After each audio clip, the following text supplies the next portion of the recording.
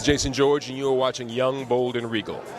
Wow, you know what? Going into 2025, I want TV. We've been moving in the right direction. It's like back in the day when I was a kid, having a person of color on the show, having a woman. There was like the one woman, the one person of color. You could have a woman and a black guy, or a woman and a Latino guy. You couldn't have three. You're one of each, and that was about it.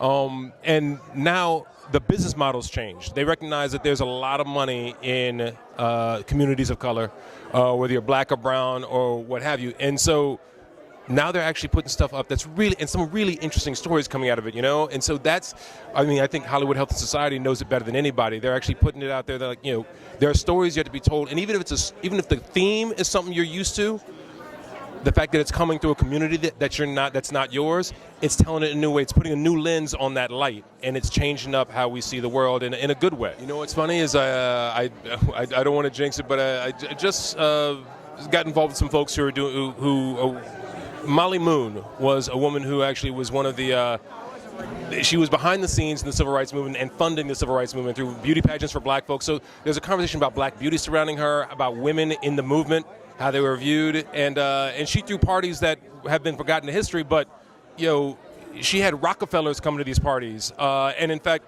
the rumor was that the Rockefeller was in love with her. So that, for me, is a story that I want to know more about. And, and the book is fantastic, Tanisha Ford, and I want that story to be known more. The very first time I tested for a TV show, you know, you audition for a show and eventually you come to the test level, which is where they have a contract, you sign a contract, and you know what your life looks like, how different your life's going to be if you get this job or not. It was between me and one other person. I had one on day one. I was going for an audition for a show. It was me and I was the only person that they were looking at, but I was playing the black best friend. Like number 10 on the call sheet. And the next day I was going in for the guy who was the star of the show. I booked a gig that was a series regular gig, my very first ever in primetime television. And when I said, can I tell you tomorrow night? Because I just want to do the test and know where I'm sitting. And they said no. So I turned down the job. And I went in for the other thing. And tested, ended up not getting it. Went back, got the other job. But the point was, we now had an understanding.